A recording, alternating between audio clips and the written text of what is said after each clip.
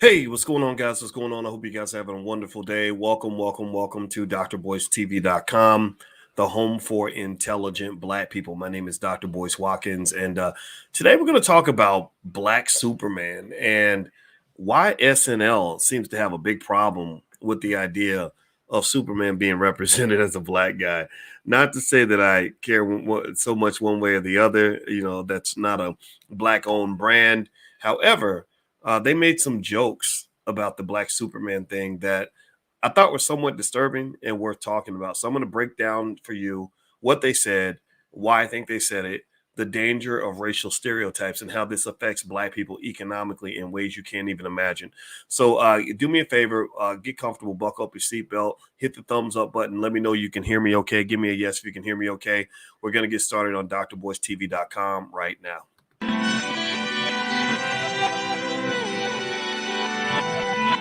Here we are, clan the isms, cataclysm, great. Our people out here struggling, trying to make it in this state. Everybody out here doing it, but we the ones too late. Now family, we the ones who gotta delegate. Get that money in the power, never be fake. Stick to cosign for 3. What did he say? Create jobs, support our own. Educate the same and buy back your home. Got 3 degrees, triple 10. 3 PhDs, now we on the CNN. DBTV, let's talk about negligence. Ignorance is bliss, but we can turn it to intelligence. Believe none of what you hear, half of what you see. Let's break it down here on Dr. Boyce TV. Here we are. Hey, what's going on, guys? What's going on? I hope you guys are doing well. Welcome to drboycetv.com, the home for intelligent Black people. My name is Dr. Boyce Watkins. And as you can see, I'm kind of setting up my little makeshift studio here. I'm still in Denmark. And in case you want to know, on my podcast, everything that I put together is 100% unprofessional and bootleg, but it's a scholar trying to do my best. I'm trying to do my best to encourage intelligent conversations in our community, which I know, in my view, isn't really something that is really valued the way this should be. I think that we should all want to be intelligent. I don't know, but I want to give a shout out to all the intelligent Black people that are in the building. Give me a yes in the chat if you think it's okay for us to be smart. Give me a yes in the chat if you want us to be better. Give me a yes in the chat if you want us to be thinkers. Give me a yes in the chat if you think that we should be strategic. Give me a yes in the chat if you think that we can be successful. That's what I'm looking for. That's what I want to see amongst our people. And that's my dream. Dr. King had his dream. My dream is to see Black people wealthy, intelligent, and happy. And so if you agree with that, if that works for you, then put a yes in the chat. And also, I want to let everybody know that this podcast is on Spotify. So we are independent and Black owned. However, we have reached millions and millions of people. So even when my Instagram page was removed, which I thought it was just unfair, I was reading Black history literally, and they removed my Instagram page because I was reading Black history. That tells you about the type of racism that we deal with in our society. They'll let a rapper call you the N-word all day long, but when a scholar says something that is they guide you on information that you need to know as a Black community, that's seen as forbidden, right? So Black intelligence is forbidden. Black ignorance is celebrated. Black ignorance is marketed. Black ignorance is appreciated. Black ignorance is the best way to get wealthy. So, but it's okay though. Can't stop, won't stop. We will not slow down. Even when they took away the Instagram page with 430,000 of you that were following their page, it doesn't matter. We have millions on Facebook. We have over 1.2 million on different YouTube channels. Because we're not going to stop. We're going to keep it going. And if you want to actually connect with me in a space where they can't really touch us as easily, I do have a Telegram page. It's a Black investors group. It's free of charge, and it's basically a place where you can get financial information. So you can go to drboycetelegram.com. You can follow us on Telegram, and I'm going to be shifting some things over to Telegram. That way, we don't have to worry about Mark Zuckerberg deciding whether or not we can. A former Syracuse University professor is allowed to be honest about Blackness in public. I get tired of that nonsense. I don't know about y'all, but it drives me crazy. So anyway, do me a favor, hit the thumbs up button, thumbs up, share, subscribe. Give me a yes or no. How many of you heard that there was going to be a Black Superman? How many of y'all heard that Superman might be Black? Shout out to Ta-Nehisi Coates. He's one of the writers on this project, apparently. This is all being leaked out by the Hollywood Reporter. And they're claiming that Superman is going to look like us, which, I mean, again, I think that's awesome. But I encourage you to make sure you never forget that even though I'm excited, even though I'm a Superman fan, I grew up loving Superman. I grew up watching all the Marvel, superhero Warner Brothers superhero stuff. You got to make sure you remember though that that's not really your Superman. That's not. I mean, don't get me wrong. It's symbolic. It's symbolism, right? And symbolism has value, right? But that's not your Superman, right? And I think it's very important. Again, that is not your Black Panther. Even shows like a different world.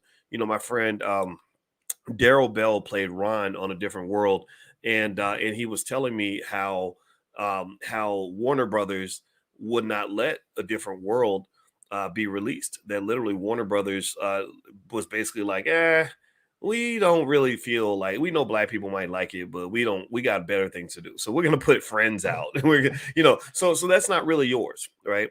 Same thing. I think my friend Ice Cube. Ice Cube's been on this platform. Daryl's been on this platform. These are good guys. I like them both a lot. But I think even Ice Cube had some problems with Friday. I think Friday. I can't remember who owns the movie Friday. I can't remember if that's also Warner Brothers. But I think Ice Cube's been trying to put out another Friday movie for a while, and it's really, really difficult to do that because Warner Brothers is like, and maybe it's not Warner Brothers. Maybe I'm getting the studios wrong.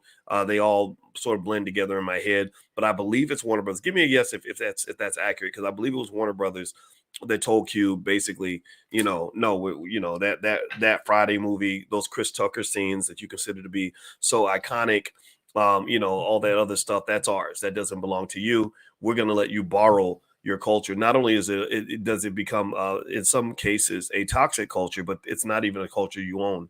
It's a culture that's borrowed. Remember, BET for many years was run by Sumner Redstone and his family. Now it's being run by Medea. Now I don't know how much better that's going to be, but then again, you know what, Tyler Perry, I'm going to give you an opportunity to show us that you can do BET a little bit better than everybody else.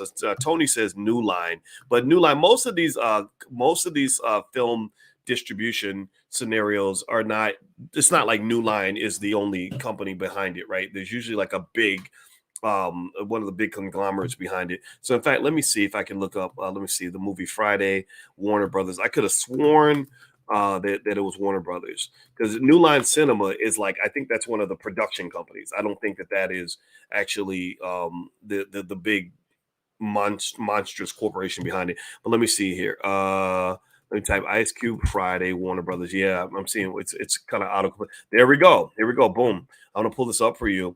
And again, Cube, if you see this is not disrespect at all. This is really pointing out. If anything, it's pointing out the disrespect that's being shown toward people like yourself that are trying to do good things. That actually, I honor what Cube was trying to do politically, and SNL ties into that. But let me show you all this article I found. This is my Google search, and it says here, right here. Let me hit this button. It says Ice Cube says Warner Brothers won't give him Friday's rights. He's not buying them. No, I'm not paying for my own stuff. Now, pay attention now. And we're going to get to SNL in a minute and the racism behind SNL's most recent jokes. They were making jokes about the Black Superman movie that really kind of triggered me a little bit.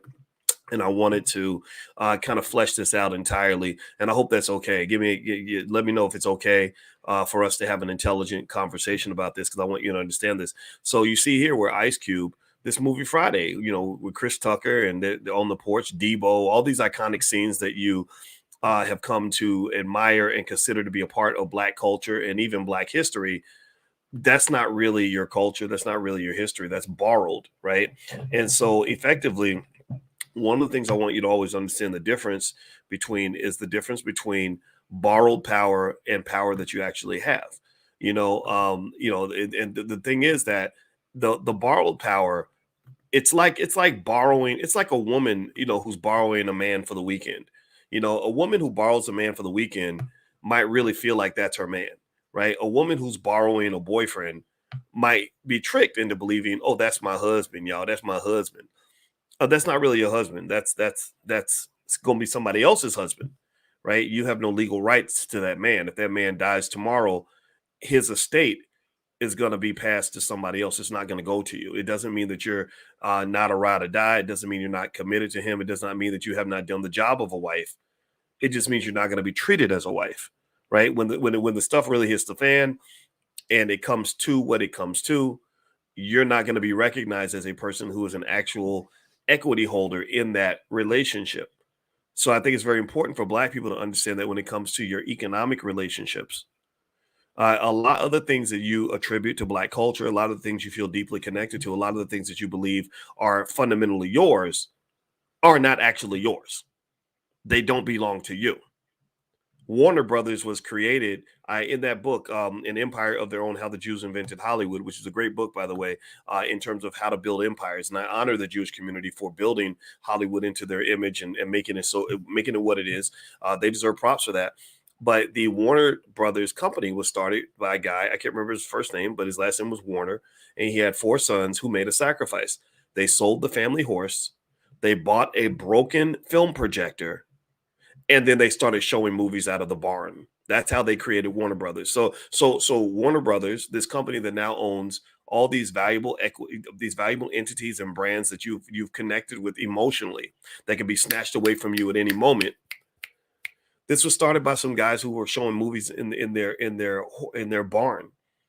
But they made a sacrifice. They paid the cost to be the boss. They go 100 years deep in this. And this is one of the reasons why I challenge Black celebrities to understand that borrowed power is flashy, but real power takes some work. Getting real power takes some sacrifice. Getting real power means starting with something small and growing it slowly into something big. That ain't flashy.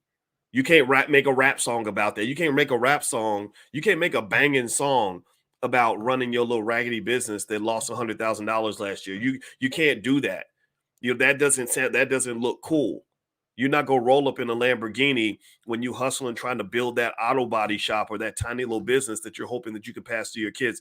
That's not flashy. And the problem is that we have an issue where the flashiness of being Black, the flashiness of Black culture is promoted much more than the fundamental solid attributes of things like hard work, persistence, consistency, and commitment. Do you understand what I'm saying? Give me a yes if you get what I'm saying here.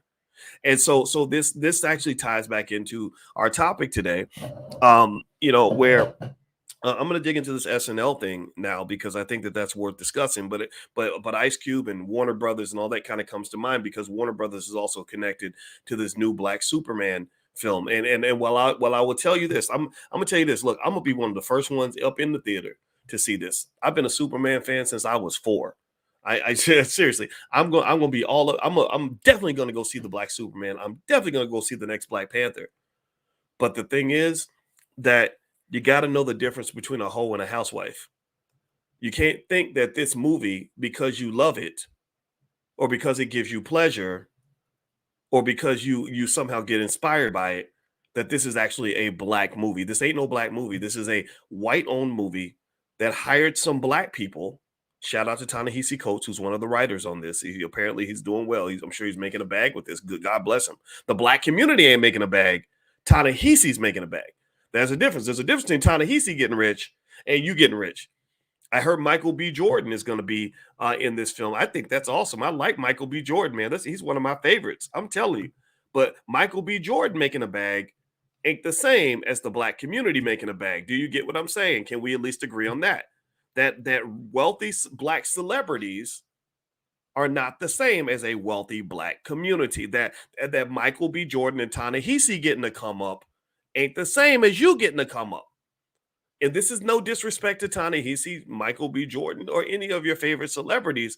It's really us being clear about making the distinction between that which does something special for the elite versus that which does something for the masses. The reason that that's important for you to understand is that it's confusing for some of us. How can Black people have so many shiny Negroes on TV? How can we have so many wealthy celebrities who are balling out of control, accepted and loved around the world, but your community is struggling? How in the world? It don't make no damn sense. How is it that you got Black billionaires on the cover of Forbes every year, but I can go into the west side of Chicago and I'm seeing little children getting shot? How does it make sense that you got so many NBA players that have 30 cars in their garage, but you've got an unemployment rate that typically doubles that of white Americans? I mean, I don't get it. I mean, it's got to be confusing, very confusing. Well, the part of the reason it's confusing is because one of the things about economic racism, which is actually one of the most detrimental forms of racism of all, that's why they don't talk about it. Economic racism, which is why you deserve reparations 100%. There's no question about it. One of the artifacts of economic racism is they like to cherry pick your best and most talented, and then they pull them out of the community so they can go make money for somebody else. That's what they do. They pull your talent away from you and they say, well, we've got infrastructure over here. We don't want you building infrastructure because if you build infrastructure, pay attention, Black people. If you build infrastructure, then we can't manipulate and use you and milk you for your resources like we could before. If you have infrastructure, then shit, we can't show up as Superman, right? We can't show up as the hero to help you solve your problems because guess what? You're solving your own problems. Well, then that's a huge threat to white supremacy because equality is fundamentally not even equality, beyond equality. I don't even care about equality. I want us to win. I never run a race in a track meet and tried to be equal to my opponent. I was a track coach and I was a track athlete and I'm still a track fan. Shout out to Sha'Carri Richardson and Gabby Thomas in the World Championships. Hey, I've been a track fan for a long time and I've never once seen a player or an athlete run a race hoping to tie the opposition. So I'm not trying to tie. I'm trying to win because I believe that intelligent Black people can win. But I hope you get what I'm saying here. What I'm saying is that one of the things that happened, and this was more of an artifact of integration. Dr. Claude Anderson talks about that. We read Dr. Claude Anderson books every Wednesday night. That's just a free thing from the Black Business School. It's a free course. Anybody can join. We've been doing this for years. We didn't start doing this last week. I'm not a fly-by-night Negro. I've consistently done this over the last 15, 20, actually, you can go back 25 years and find articles I've been writing about economic racism since the 1990s, right? I'm OG. That's where the gray in my beard comes from, but I still got enough energy to keep whooping that ass. Okay. So my point to you is to say that you're missing the boat on your own economics. My point is to you to say that all this stuff, this shiny stuff that they put in front of you is designed to distract you from the real issue. The real issue is that you don't own anything. You don't control anything. If you don't own and control anything, then you don't have any real power. That's why Warner Brothers can do things to you that you can't do to them. You can't, like Black people can't say, there's not a Black owned company that could say, we were thinking about releasing a reboot of Friends and we chose not to do that. We own the rights to Friends and we decided that we're not going to release it because we just don't think it's going to help our bottom line very much. Y'all can't do that to anybody else. They can do that to you though. They can take a different world that you love and even though you have demand to see it and you want it back, you can't have it back because they're like, we don't need that. But do you know that Warner Brothers, I've mentioned this before because I think it's so crazy. Daryl Bell, who played Ron on A Different World, he's one of my good friends. I love this guy. He's so smart, such a good brother. He told me, I was stunned when I was in LA and I met with him. I love going to LA. I'm going to go to LA again in the next couple of months. So if you live in LA, keep an eye out. I'll let you guys know when I'm coming. But he told me that Warner Brothers owns the rights to Whitley's accent. Remember Whitley Gilbert used to be like, Dwayne, why won't you take me to the mall, Dwayne? I love me some Dwayne. Well, you're not going to see Jasmine Guy playing Whitley Gilbert in public because Warner Brothers owns the rights to that accent. She can't even use the accent without being sued. How crazy is that? That's insane to me, right? So what this says is that they're very obsessed about owning things and controlling things, even things that they don't even want. And so my question is, what do you own and what do you control? And if the answer is nothing, then maybe we need to talk about that. All right. So do me a favor. Please hit the thumbs up button, thumbs up, share, subscribe. My name is Dr. Boyce Watkins. You're watching drboycetv.com, the home for intelligent Black people. And as I mentioned, I have a free Black investors group on Telegram. It's a Black investors channel that you can join. Just go to drboycetelegram.com. The URL is right there on the screen. Also, I have a new book out, and it's a bestseller. Thank you all for supporting the book. Please read the reviews before you take a look at it. It's called The 10 Commandments of Black Economic Power, and it's 10 easy steps for any family, group, or individual to accumulate wealth within less than a generation. It's a very straightforward layout. It's designed and written specifically for Black people. You don't have to be Black to read it, though. You could probably benefit. I taught at Syracuse University for many years, University of Kentucky, Indiana University, the Ohio State University. I also taught in China and also in Europe. And so if you, and then I was even in parts of Africa doing lectures and things like that. So if you'd like to take a look at that book, just go to drboycebooks.com. My kids, we run our family business out of our house. My kids will mail the book to you, and you can even get an autographed copy if that's something that you want. And Terrence Tech says, I got my copy. Thank you so much, Terrence. I hope you love the book. And if you like the book, I'd appreciate if you would leave a review or let people know, because I put my foot in this, like grandma's greens. I really put my foot into this, my heart and soul into this. And it's where I use every ounce of my PhD to focus specifically on the Black problem, the Black economic problem, the Black wealth problem. That's my number one problem. That's the problem I'm obsessed with. That's what I'm analyzing. And what it does is when you do that, when you dig deep in that rabbit hole like that, and this is what scholars do. We pick an area, we drill into it. When I was on the faculty of Syracuse, there wasn't much of an incentive or reward for focusing on Black wealth. There was unfortunately a little bit of racism there. It's okay. I got away from that. I have no hard feelings against them, but that's what it was. But once I was able to be free, and I figured out how to pay my bills without depending on that job, I was able to be free to dig into the rabbit hole of Black wealth and figure out why you don't have what you deserve. And when I dug into that rabbit hole, I started finding that it was culture that ends up killing Black wealth. It's really your culture and it's not even your culture. This is not who you are. This is not who God meant for you to be. This is not who many of us are. But it's the culture that's promoted in media. Right, the culture, and this is where I'm gonna get to the SNL joke in a second. I promise you. I'm going to talk about that, but y'all know me. I got to lay the bed before we get in it. But anybody who wants to be a smart ass, you can write. He gets to the point at 22 minutes and 38 seconds. Somebody always does that because somebody up in here got a 30-second attention span, and it's all good. I love you too. I'm ADHD myself, so that's probably why I talk like this. But anyway, one of the things about your culture is that not only is the culture detrimental to you. This is a really me throwing shade at BET when they constantly say this is the culture, this is the culture, this is the culture. But I know rappers who performed at the BET Awards. I know a rapper who I respect, who is a good dude, who said I was at the BET Awards and I was embarrassed. I was embarrassed.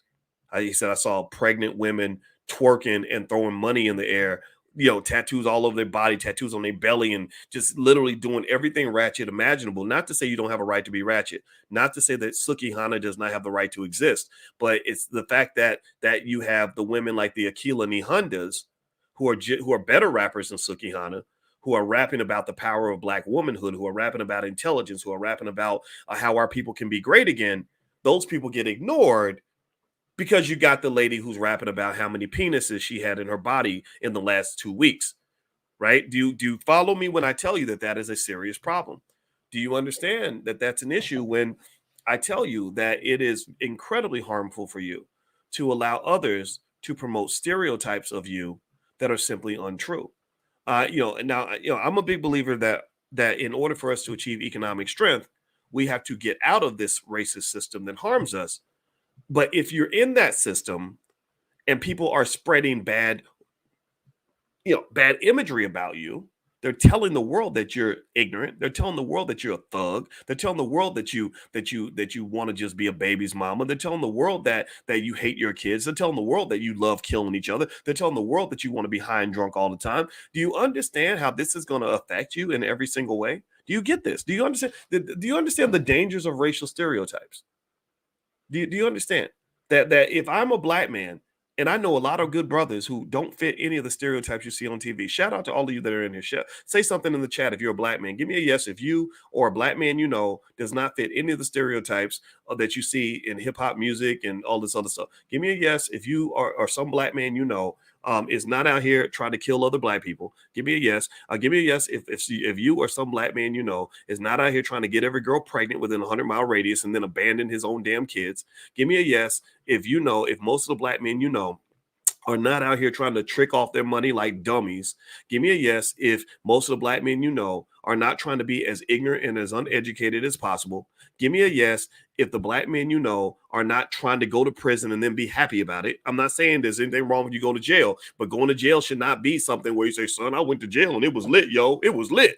Like seriously, give me a yes if some black man is not out here trying to be a criminal. If you know black men who want to be intelligent, who want to be engineers and lawyers and doctors and business owners and everything else. And what you need to understand is that in the midst of all this, you have these hardworking men, these high quality human beings, these guys that are loving fathers and responsible citizens and law abiding people, and they get ignored. They're not even seen. You're not seen. You're not seen. Why? Well, because they're spending $1 billion. This is why this is an economic conversation. Some of y'all don't understand why, you're like, why would a professor be talking about these topics? They're not financial topics. You don't think that there are economic implications to the fact that they're spending $1 billion that you can't match that money because they stole your money. They're spending billions of dollars every year promoting the image of you as a thug. They're promoting this image of you. They're marketing the thug image of the black man the same way you market cornflakes, Coca-Cola, Nike sneakers, or anything else. The broken, busted, crappy, shitty black man is a corporate brand. It is a corporate brand. Do you understand what I am talking about right now? Do you understand why this is an economic conversation? Because you don't have the economic muscle to counter that. We don't have 10 billion that we can go borrow from Bank of America to go and promote hip hop artists like Akilani Honda, who are better than Cardi B, but don't get respect or get recognition because she's not rapping about her coochie in every other verse. Do you understand what I'm saying? This is an economic conversation. This is where economic imperialism is being used to destroy and tarnish the image of the black man and black woman all around the world. And they're doing the same thing to you that this guy named Adolf did to a certain group of people back during World War II. That's what they're doing. So when you show up as a black man and you say, no, I'm not a thug, I'm just an accountant. They're like, no, that's not true. Black men aren't accountants. Black men, we don't need any black accountants. We're gonna hire a white guy to be our accountant. But we'll call you if we have a hip hop concert for lunch or if we have at the Christmas party when we need a rapper, we'll give you a call. Hey, or the black woman shows up and she says, no, I don't know how to twerk. I just know how to do mathematics. They're like, no, that doesn't make any sense because only black woman I know that I'm intimate with is Cardi B because I listen to her music every morning on my way to work. And black women, what y'all are known for is twerking and rapping about your vaginas. That's what it is. This is all due to marketing. Again, I'm a business school professor, so I see this a little differently from other people. Other people think it's just entertainment. No, you don't understand. Not only am I a business school professor who understands marketing, but I'm also married to a woman who is an expert on the subconscious mind. And so we have these conversations. And my wife, I love her. She's smart, and I'm so proud of her. Shout out to all the smart black women out here. And so my superpower is the ability to see things in a way that some people can't see it. Call this X-ray vision, or call this Malcolm X-ray vision. I don't know, but at the end of the day, you have to be able to see these things, or at least believe me when I tell you that this is not working for you. And this is economic warfare. That is what they're doing. So anyway, let's dive deeper into this. Do me a favor, if you could, please hit the thumbs up button, thumbs up, share, subscribe. My name is Dr. Boyce Watkins. You're watching drboycetv.com, the home for intelligent black people. Also, just a reminder, we do actually make our own films. We don't have billions of dollars like Warner Brothers, but we do have you, which is our $1 trillion superpower. And so if you'd like to support our film, it's a new movie called Be One the Movie. Be the number one, the movie.com is where you can learn more. We're going to do a premiere in Atlanta with us, directed by Rick Mathis. It stars Dr. Claude Anderson. It stars people like Riza Islam, Queen Afua, Vicky Dillard, all kinds of great people. So if you are interested in checking out this film, just go to be1themovie.com. We're going to do the premiere in Atlanta the weekend of Marcus Garvey's birthday. Marcus Garvey is another black person that every single black child in this country needs to know about. Why? Well, because Garvey had a model of economic independence that I think is extremely important for you to understand. You could go learn about the Martin Luther Kings, go learn about the Rosa Parks, learn about the standard protocol. But want you to also learn about the people that are going to put you in a position where you feel more powerful and you don't feel like somebody's sort of kicking you around. So be1themovie.com. I'm going to do a free workshop during that weekend. It's going to be at the New Black Wall Street. So the workshop, we're not going to put a price tag on it, so anybody can come in. First come, first serve. It'll fill up very quickly. So if you want to come on out in Atlanta, just go to be1themovie.com to get information. I'll also be speaking in some other places. I know Milwaukee has a hip hop week coming up. I'm going to speak there. Then I'm speaking at a business conference for Ken Harris in Atlanta after that. And then after that, there's Los Angeles and then New York, and then the All Black National Convention, which is October 20th in Atlanta at the Marriott Marquis Hotel. allblacknationalconvention.com is the URL for that. One thing I'll mention to you is that if that sounded like a lot and you were kind of confused by everything I just laid out, just follow me on Telegram, and I'll make sure I announce everything on Telegram. So you can go to drboycetelegram.com to get updates and information. Hit the thumbs up button, thumbs up, share, subscribe. So we're talking about this new Black Superman. Michael B. Jordan is a person that has been slated to possibly play the Black Superman, which I think is awesome. I think Michael B. Jordan, I have so much appreciation for him and respect for him. He just killed it when he played Killmonger. He carries himself very, very well. He's a young guy that I really think is going to be extraordinary as not just a performer, but director, writer, producer. I think he's going to be a mogul one day, and I just love what he's doing along with some of the other people out there in LA. Now, one thing that was interesting about this SNL skit is that they were talking about this Black Superman thing, and they were doing the SNL news. Give me a yes if you've ever watched this. There's Michael Shea. I don't remember the other guy's name. You have to tell me his name. But he's the guy that made the joke. Now, it wasn't Michael Shea who made this joke. I'd be curious to know what Michael Shea thinks about this, because I know that comedians tend to support other comedians. Comedians also tend to have this sort of unconditional belief in freedom of speech, and I'm not completely opposed to that. However, I think that there are points where maybe you have to consider the double bottom line of what comedy should look like, what it means to tell a good joke. And some of these jokes I really felt were just a little bit unthoughtful in terms of how they were laid out. And I can't play this clip for you just for copyright reasons, but you can find it online if you want to. And I'll even put it on my Instagram. My Instagram is Dr. Boyce Finance. So I think I'll take a clip and put it on my Instagram. So you can check it out there if you want to actually hear him say it. But let me kind of give you a summary of the jokes that the white guy made about Black Superman. So basically what he said is, he says Warner Brothers is about to announce or they're about to release a new Superman movie where the Superman is a Black man. And I'm like, oh, okay, this is interesting. And he says, first thing he says it's really appropriate considering that Superman's parents abandoned him as a baby. And that was the first joke. He made 3 jokes. I'm going to read all three of them to you. But he literally says that it makes sense that Superman's Black because he was abandoned as a baby. And this is a racial stereotype, right? How many of you have heard this racial stereotype that Black men don't take care of our kids? Black women get more credit for taking care of the kids. But I've seen a lot of people who go through life believing that Black men don't love their children the way white men love their children. And what this does is it causes a lot of people who do love their kids to think, okay, if I love my kids, I can't marry a Black man. Or how many of you have ever heard this? I know people who come from other countries. I kid you not. This is where these stereotypes have real implications.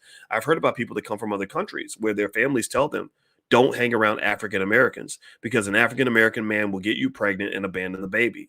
Has anybody ever heard that? Has anybody ever heard that stereotype used? That's where people come from other countries again, because America is a society where they'll treat an immigrant better than they treat a foundational Black American, somebody who's Black first or who's born and raised in this country, who has a 400 year history in this country, gets put behind a person who got here last week. I don't know about you, but that's very offensive to me. It doesn't mean I have anything against anybody else trying to come here for a better life. You should try, because this is not a bad place to live. America is not terrible. Although I will admit to you that once I've seen Iceland and I've gone to Denmark and Sweden and then parts of Africa, I question that assumption that America is just this wonderful place to live. I mentioned to you all thousands of times that during my time in Iceland, Sweden, and Denmark, I've rarely seen a homeless person. We got homeless people everywhere in the United States. You're stepping around them all the time. Poor, it's unfortunate, right? Because we don't invest in homeless shelters. We don't invest in mental health facilities. Also, I haven't seen anything about gun violence. They don't have the gun violence like they do in the United States. In my hometown of Louisville, Kentucky, somebody's getting shot every single week. Um, what else have I noticed? The citizens are much better educated here. Everybody gets a good education, or at least they get an opportunity to get one. In the United States, you have 55 public schools in the city of Chicago that do not have one single child that can read or do math at grade level. What else have I noticed? Oh, that's right. I rarely see an obese person. I just don't see fat people anywhere. Well, why is that? Well, that's because the governments incentivize people to do things that would be taboo with our healthcare industry that wants to get as much money out of you as possible by giving you pills as a solution for every problem.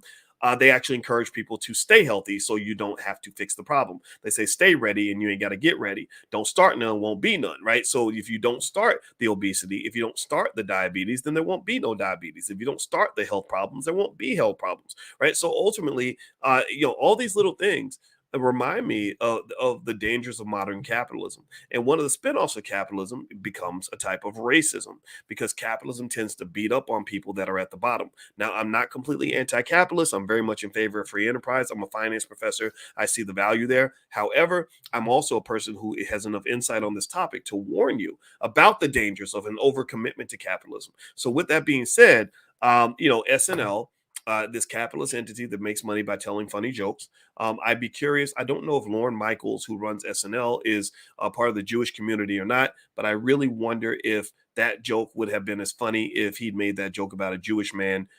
Give me a yes or no if you think that joke would have been as funny if he'd made that joke about an Asian guy.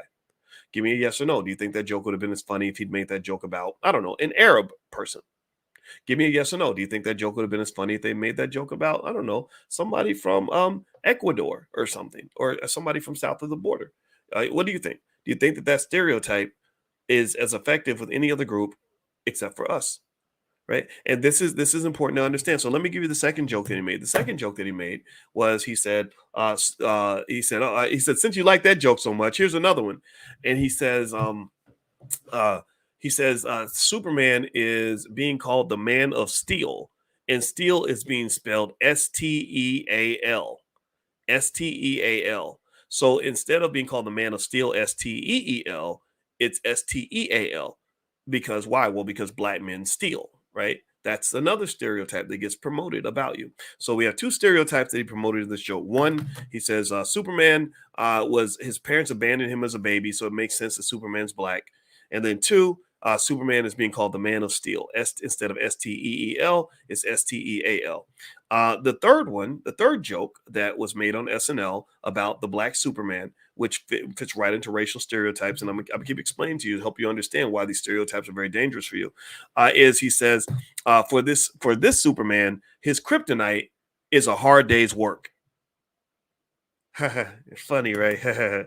Literally. So this was the next joke on SNL. He said that that for the black Superman, his kryptonite is working hard. Um, that's yet another racial stereotype about you, which is fascinating to me because nobody's worked harder for this country than black people. We spent 250 years working for free, and we worked harder than you. And then after that, we spent another 100 years with Jim Crow, with our great grandmothers telling us that you have to work twice as hard to get half as much as a white person. So what are you talking about? So literally, this joke, and here's the crazy part: those white folks were in the crowd laughing. They thought it was so funny because this is a stereotype that is promoted about you throughout the world. And this is an economic conversation because it's economic warfare. It's their economic strength that gives them the ability to promote these stereotypes through media. Through media.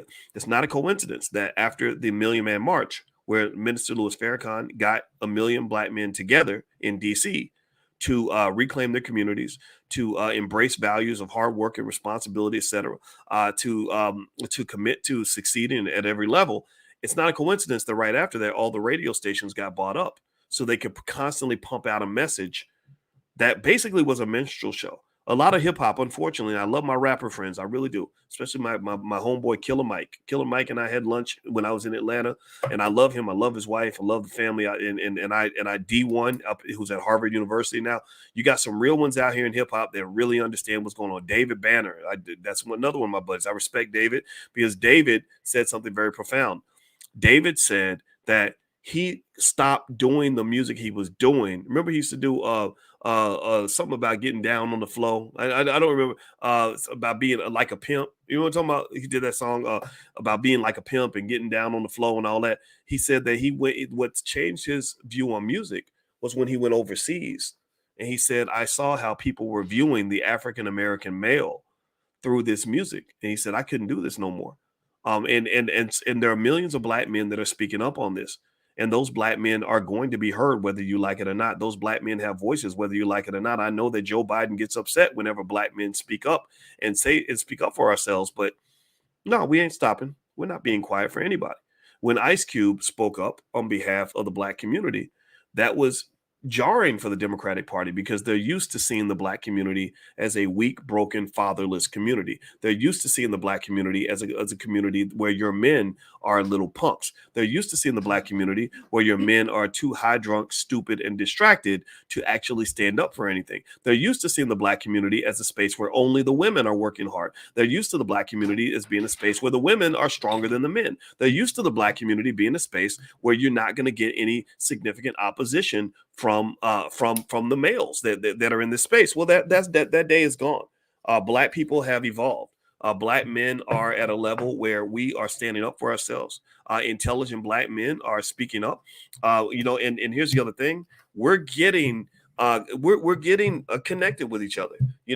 When Charlemagne the God reached out to me to talk to me about his interview with Joe Biden and what he thought he should ask, I thought that was great. I thought that was significant progress because I said Joe Biden will never talk to a man like me because he's scared of men like me. But he'll talk to an entertainer because you're very good at making them think that you're not as smart as you are. And I respect that. I like that. That's stealth. That's cool. And so what I would say to you, and you remember when Charlemagne interviewed Joe Biden and asked him real questions, he interviewed Barack Obama and asked him real questions. Again, you may not like Charlemagne. You may not agree with everything Charlemagne does. You may think Charlemagne's a clown half the time. And I'm not here to disagree with any of that. I'm not here to tell you that you're wrong. You can think whatever you want. But I'm also here to say that you have those men who understand how that clown suit can be beneficial for supporting an agenda that's truly beneficial to the black community.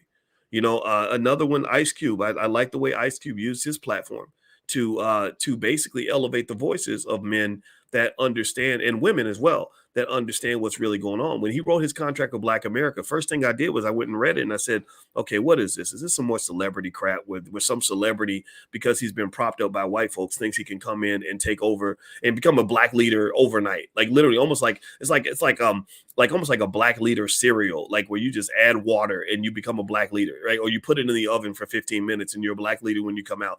And I didn't, and when I read his contract with Black America, I was super impressed. I was really impressed. I said, okay, he's really citing scholars. These are really good ideas. These are not things that he just sort of crapped out. These are things where he consulted with people. And then he and I talked a lot. And I said, okay, this guy's really trying to make a difference here. So you have celebrities that are really using that power in a productive way. I hope more than will. Jaylen Brown from the Boston Celtics, when he got his contract in the NBA, first thing he said was, I want to build a new Black Wall Street in Boston. I applaud that. You have to applaud that. You have to support that in every way that you can.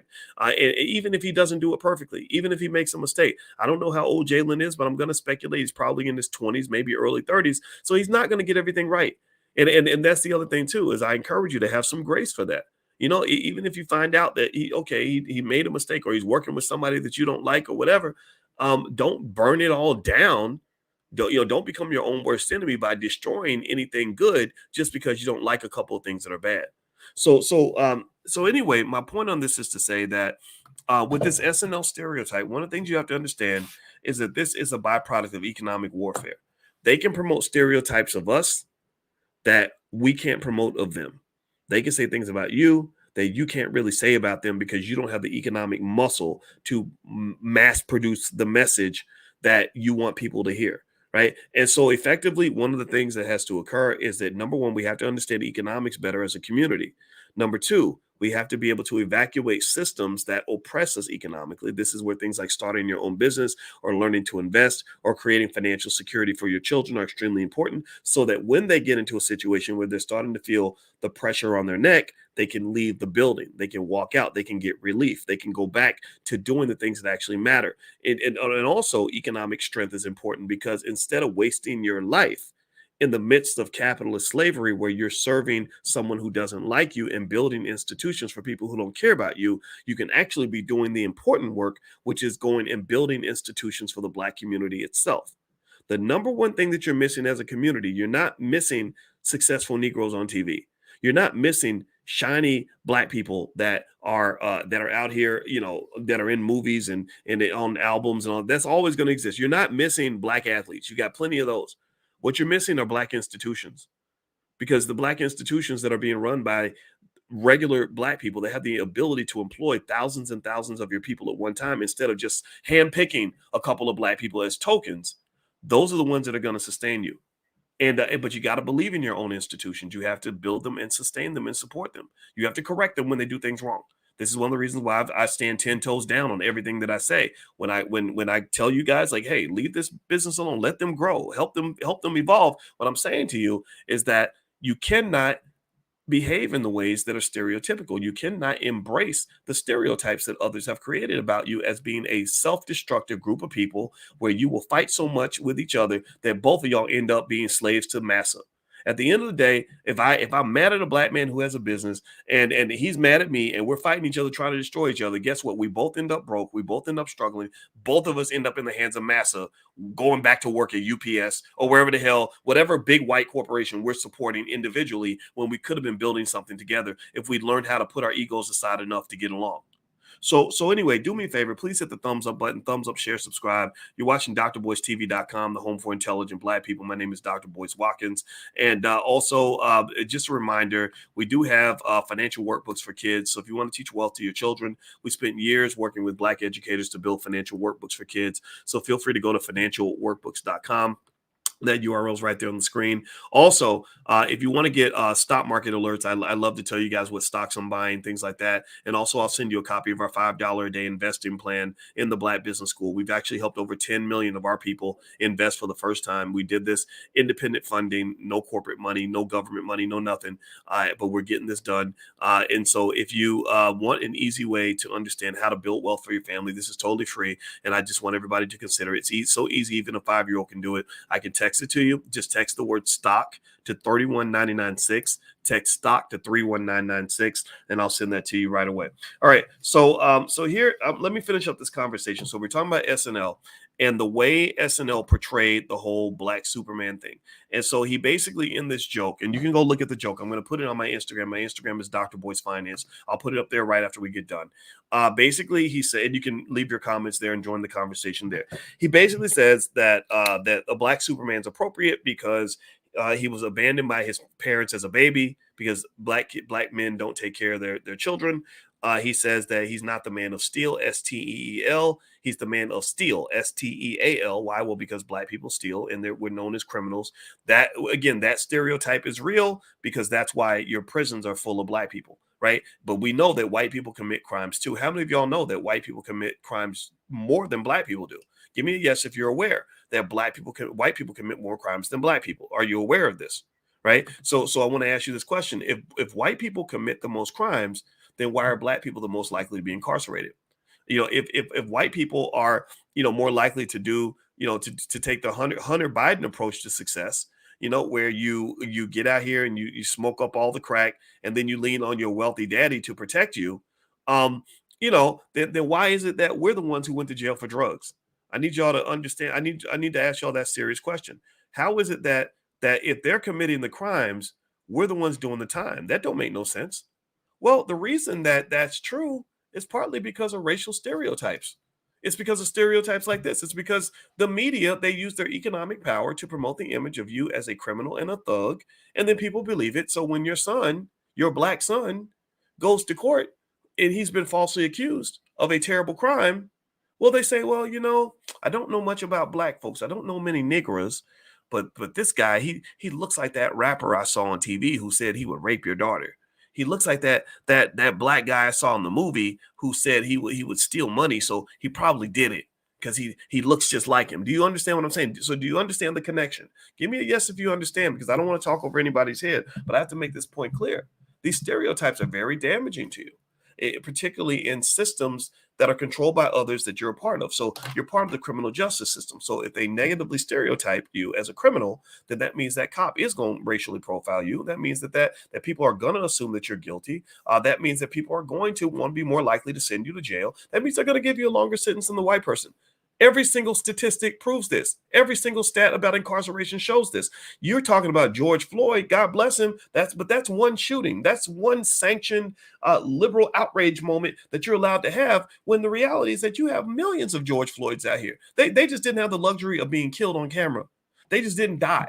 But they are rotting away in the penitentiary right now for 1990 felonies from 1994, where Joe Biden said 3 strikes and you're out. You're out. You get caught with drugs, you're out. Right? So I'm trying to help. I'm trying to understand why we're not mad about this. I'm trying to understand why you only get mad when you get permission to be mad. I'm trying to understand why you're not as furious about this as I am, because this is crazy to me. This sometimes I don't know if anybody else feels this way. Give me a yes if you feel this way. Sometimes I feel like I was born on the wrong planet. I really do. I'm like, I was born on the planet nigga, and I don't want to be on this planet anymore. I gotta leave. I gotta go to the planet of intelligent black people. I gotta get to a place where people actually make sense. I gotta go to a place where we don't accept the status quo as easily. I gotta go to a place where the brainwashing does not run so deep that every time I say something like this, people think it's outrageous, or they think I'm being radical, or that I'm being crazy, when every piece of data, every piece of data, every piece of data fully supports and sustains every single thing that I'm saying to you right now. You can find study after study after study that says that even though whites use drugs more than black people, they commit crimes more than black people, they do more ratchet stuff, do more dirt than black people, we're the ones who get incarcerated the most. That's because of racial stereotypes.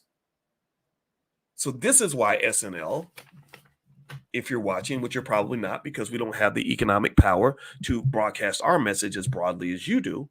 Again, this is an economic conversation. Economic racism is the ultimate racism, really, in America. If you were watching, this is why I'm not sitting here. I'm not going to sit here and just laugh at these jokes just because he wants to be a comedian with free speech. As the guy Adolf showed you back not in Germany in World War II, people running their mouths, the words have impact. So let me keep going. Last point I'm gonna make on this is, I'm really gonna talk to anybody that is a fan of hip hop, and anybody who is an artist in the hip hop music industry that actually gives a damn.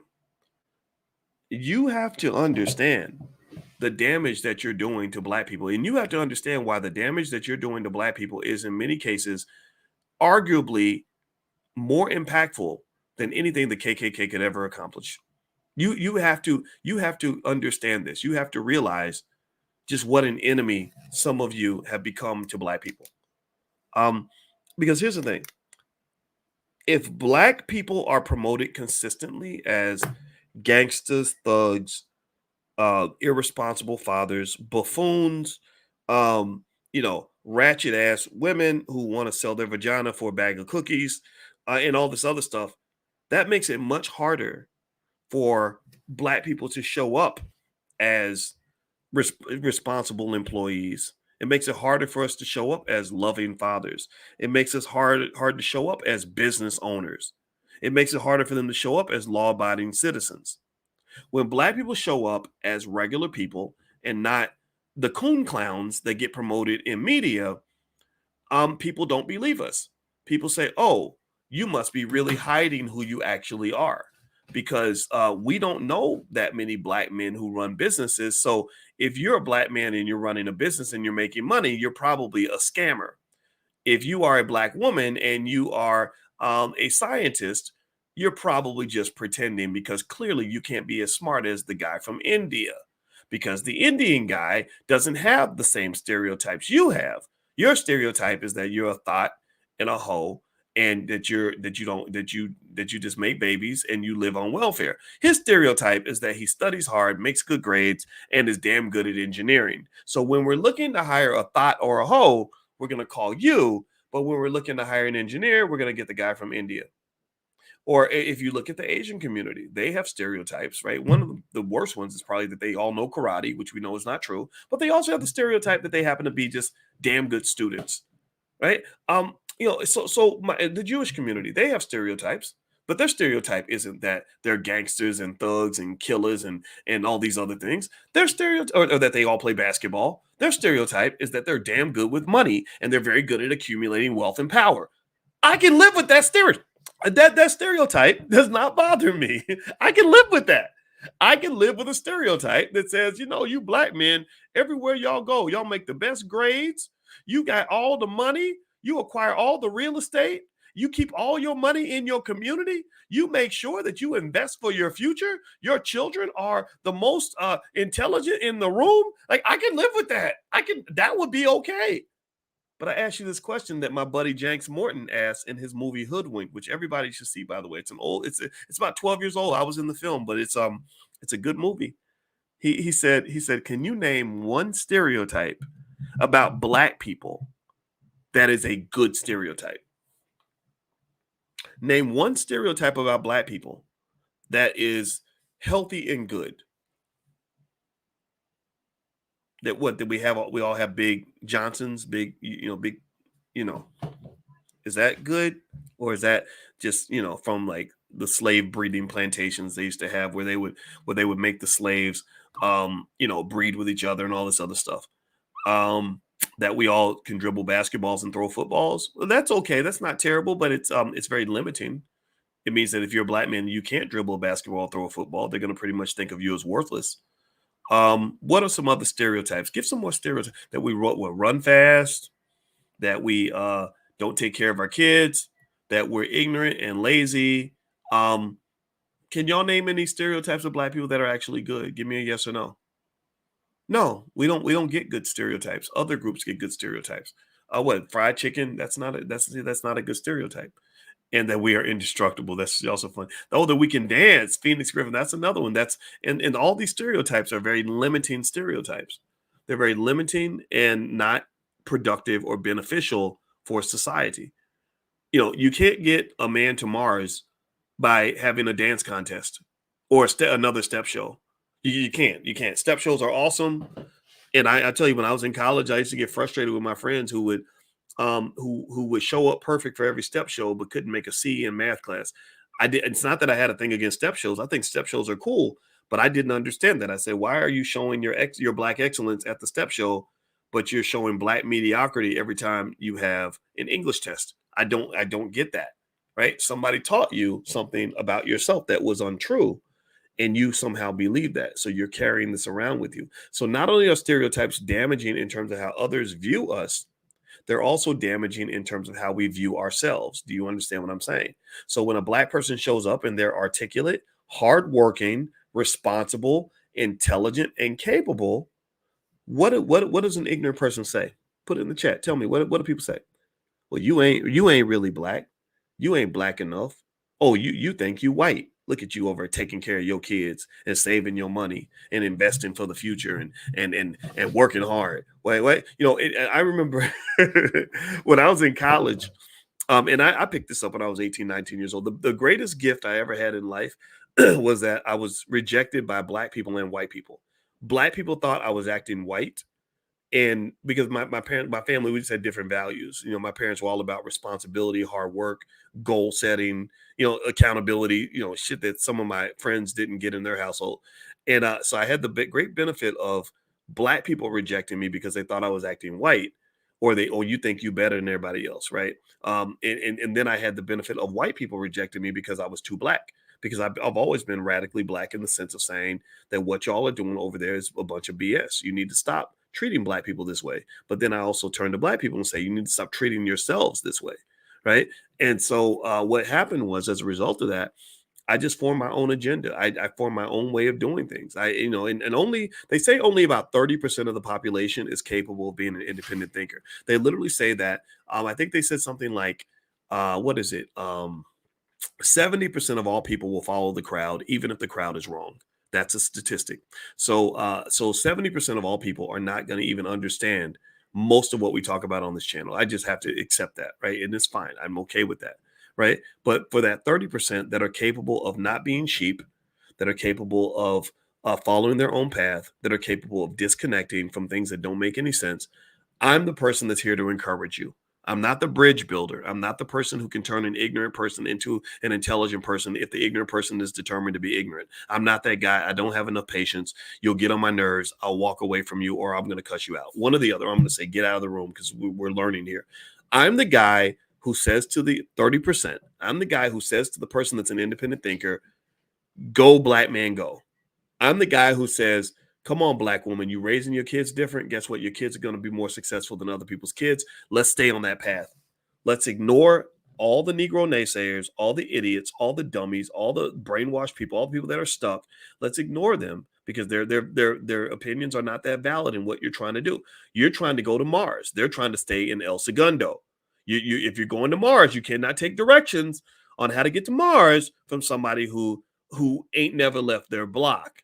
Do you understand what I'm saying? So the fact that you're trying to go to Mars, and that's my goal. I want to take black people to Mars. I want to take us to places we've never been. I want to take us to places that are built around excellence. I want to take us to places that are built around love. I want to take us to places where success is the norm. I want to take us to a place where trauma porn is not something that's shoved down our throat every day, where it's success porn. It's another type of happiness and fulfillment that comes from seeing your goals realized, from seeing your children doing better than you, from seeing your community prosper, from having the peace that comes with things like financial security and education and independence. That it isn't the reality for a lot of people that live as black people in the year 2023. That's just not our reality right now. I believe that by the year 2123, you'll see more of that, right? But right now, let's just face it. If you're thinking that way, if that's who you truly are, and you're committed to that, and you're not afraid to pursue that, you're probably at least 70 years ahead of your time. You are. You're trapped the same way. You're going to be stressed out the same way Malcolm X had to be stressed out trying to speak about black liberation in the 1950s, where black people were even more brainwashed in some areas than they are right now. Right? It's very stressful. Or you had to be as you're stressed out as Marcus Garvey probably felt when he's talking about black liberation right after slavery. Lord Jesus, I cannot imagine the stressors and the frustration Marcus Garvey must have felt. Right? So it's okay though. It's okay. Collectively, we are the Marcus Garvey. We, not me, we, all of us, intelligent black people, we are the Marcus Garveys of this generation.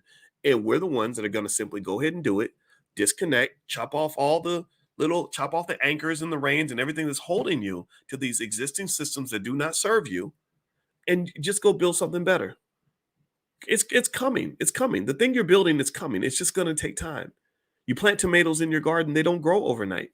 You plant a tree, that tree is going to take a while to grow into a big, strong tree, but it's growing. There's proof of this, right? It's happened. UPS, I tell you guys about how UPS was started by two teenagers delivering packages on their bicycle. Coca-Cola was started by a guy who was addicted to morphine, who was trying to look for something that would help him overcome his morphine addiction. You go back to, what was another one? McDonald's was started by the McDonald's brothers, who simply figured out how to make a hamburger and a cheeseburger and fries faster than anybody else, right? So ultimately, you're building these great institutions, but they don't look so great. They're not going to be as flashy as whatever borrowed power somebody else has on TV. It's not going to look as cool as Magic Johnson owning 4% of the Washington Commanders. Owning 100% of a league that has no value doesn't look as flashy and cool as owning 4% of something that has billions of dollars in value. But remember, the Washington Commanders, like the rest of the NFL, were a bunch of teams, raggedy teams that had no economic value, that people were buying for as little as $25. Somebody had to love and believe in that vision enough to pour into it long enough to turn it into the NFL that you see today. So what vision do you love enough that you're willing to let go and disconnect and ignore everything that's going on out here, all the shiny distractions, all the little shiny Negroes on TV? What vision do you love enough that you're willing to pour into it every single day and keep constructing, keep building, keep growing, keep developing to the point where it has some chance to become something great? Here's the problem, though. Here's the thing that's really hard. 86% of all Black-owned businesses fail. So the sad reality that we must also face is that most of what we try to do is not going to be successful. That's terrible. So I wish I could sit here and tell you that if you keep on pouring into it, it's definitely going to be great. That is not true. You're going into a war where there's a good chance that even if you prepare, even if you train yourself, even if you fight as hard as you can, you still might get killed. That's the reality. That's war, right? You're entering into economic and really spiritual and societal and psychological warfare. All these types of war are happening around you right now. So when you go to battle, that's the reality soldiers face. Shout out to all the veterans that are in the room. There's a reason why I think so many veterans follow me. It's because I'm really intrigued with war. I was sitting there yesterday. I was in Sweden, and I was going through this old castle in a town called Malmo. And in this castle, it was 1,000 years old, and I saw the story of the castle, and I saw all the wars, and I saw all the crazy things the soldiers had to do to defend their homeland. And I said, man, this is so crazy. And this is true in every country, every sovereign nation on this planet, every sovereign entity has had to fight battles in order to build, protect, and preserve what they created. But the problem with fighting the battles is that you might get killed. Some of those stories did not end well. Some of those stories ended with somebody getting their head cut off. Some of those stories ended with a lot of people dying. So what I'm saying to you is that when you're going into this battle, this is not for the faint of heart. This is not something that is easy for somebody who spent their whole life being brainwashed and who is committed to that brainwashing. It's not easy for somebody who scares easily. Um, but for those of you that are not in that category, who are brave enough to try, I want to encourage you to try. And I want to encourage you to work together. I want to encourage you to keep trying. I want to encourage you to do your best. I want to encourage you to embrace values that are not typically associated with African American stereotypes. Like in the Vietnam War, when they asked the people from the North, they asked the Viet Cong, they said, every time we blew up your bridges, you would always build the bridges back. We didn't understand that. They said that they dropped more bombs on Vietnam during that war than all the bombs dropped by every country on every other country and all of World War II combined. Did y'all know that? That literally little tiny Vietnam, they dropped more bombs on Vietnam than all the countries in World War II combined. Y'all hear what I'm saying? And they said, and they were bombing these bridges. They said every time we bombed the bridge, it would just appear 2 or 3 days later, reappear. We didn't understand what was going on. How did you do that? And you know what they said 30 years later? They said we have a saying: if they blow it up, we rebuild it. If they blow it up again, we rebuild again. So what I'm saying to you is that I want to encourage everybody in here that wants to be a builder, get the skills to be a builder, commit to building, and then train your children to be builders too, so that they don't have the disadvantages that many of us have. Well, we weren't raised that way, right? Make sure your kids are building from the gate, that they understand in the beginning, okay, I don't have to be a part of this man's system. I can go build my own. I don't have to go and be a part of his economy. I can have my own economy. I don't have to go to his school. I can build my own school. I don't have to be a part of your healthcare process or whatever. I'm going to have my own healthcare agenda, right? I think that this is really critical for Black people that really want an escape from all the stereotypes that constrain us, all the insanity that surrounds us, all of the barriers that keep us trapped in this box. You don't have to be in the box. Get out the damn box. Can we please agree? Let's type the phrase, get out the box. We're going to get out the box. I need you to get out of the box of ignorance. I need us to get out of the box of being broke, busted, and disgusted. I need us to get out of the box of thinking that everybody's got to go to jail. We got to get out of the box of believing in things that don't believe in us. I want to get out of the box of white supremacy. I want to get out of the box of anything that doesn't allow me to live as a full, happy, healthy, righteous human being. I don't want no parts of any of that. And I don't have to accept any single thing that you thrust upon me. There's nothing, whether you're talking about a jab, I don't have to take that if I don't want to. Whether you're talking about a certain school system, I don't know. I don't have to send my kids to your crappy schools where you're protecting the teachers' unions more than you're protecting the kids. I don't have to participate in your economic system. No, I'm not going to go to no job every day with that boss spitting on me, crapping on me, disrespecting me, and talking to me like I'm a damn dog. I'm a human being. You can kiss my whole entire ass as I walk out this door and start a company that's going to be better than yours. And I'm going to do it with pride. I'm going to do it with my chest out. I'm going to do it with my head up, and you ain't slowing me down for nothing. That is, in my view, how intelligent Black people are going to live in the next 100 years. And that's why by the year 2070, this will take time. This will take time. But by the year 2070, your descendants are going to be the kings and the queens of the earth. They're going to be the kings and the queens of the earth because they're going to come forward with a type of preparation, intelligence, wealth, strength, integrity, commitment, passion, and power that cannot be copied by anybody else. That'll be the new black stereotype. That's what we're going to be known for. Those are going to be the jokes that people are going to make about us, is how in the world did those people get so much damn power? That's my dream. That's my vision. I believe that's going to be true. Okay, guys. So my wife is telling me that it's time for us to move on, and I listen to my wife because I love her. So let me go ahead and bounce on out of here. Do me a favor, if you could, please hit the thumbs up button, thumbs up, share, subscribe. Also, speaking of that, the vision for 2070 is 100% real. We're in year 13 of our 60-year plan for Black intelligent domination, for Black people and Black families to lead the earth. And I wrote it all in a short book. It's a very short book. It's called It Takes a Village to Raise the Bar, A New Paradigm for Black America. You do not have to buy this book. You do not have to buy this book. If you follow me on Telegram, I will give you the digital copy for free. Now, if you want a hard copy, there is a cost to that if you want that, but you don't have to get that. You can get the digital copy for free. Just follow me on my Telegram page. If you go to drboycetelegram.com, I'll put a link in there of that book today. I'll just put it in there right now today, so you guys can go pick up a copy and download it and take a look at it. And it's called Project 2070. And basically, it's what I call the paradigm for Black America. It's wealth, education, family, and community. And what I do is I go into some detail explaining how each of those core areas, if we develop those areas, we can be very successful as families, as individuals, and as a community. And I did a whole tour on this back in 2013. Minister Farrakhan joined me for one of the events. Cornel West joined me for the event in New York. Dr. Steve Perry, the great educator, joined me for an event in DC. And that's what we talked about was that new paradigm. There's a whole thing we did. And in fact, the recording's probably out there somewhere. So anyway, guys, do me a favor, thumbs up, share, subscribe. A reminder, the All Black National Convention happens October 20th in Atlanta. You can go to allblacknationalconvention.com if you'd like to attend, bring your family. If you want to be a vendor or a sponsor or anything like that, just go to allblacknationalconvention.com. And last but not least, let me remind you all, some of you have asked about me coming out doing trainings on stock market, stock option stuff, things like that. I do live trainings periodically. So if you'd like to do something like that, you can email Chanel at BoyceWatkins.com. That's 1 N and 2 L's, and that's her name on the screen. So feel free to email Chanel if you'd like for me to come out. And what basically the deal we make with groups is that if you find a venue that will hold 100 people classroom style, and also you pay the deposit is $5,000. That's what it costs to get our team out there.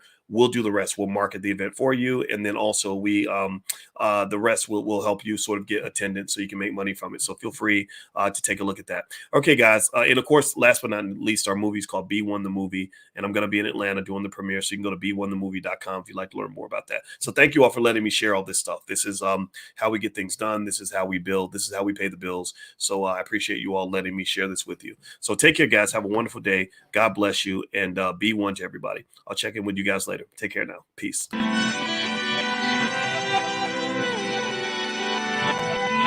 Here we are, clan the isms, cataclysm great. Our people out here struggling, trying to make it in this state. Everybody out here doing it, but we the ones who late. Now family, we the ones who gotta delegate. Get that money in the power, never be fake. Stick to co-sign for 3. What did he say? Create jobs, support our own. Educate the same and buy back your home. Got 3 degrees, triple 10. 3 PhDs, now we on the CNN. DBTV, let's talk about negligence. Ignorance is bliss, but we can turn it to intelligence. Believe none of what you hear, half of what you see. Let's break it down here on Dr. Boyce TV. Here we are.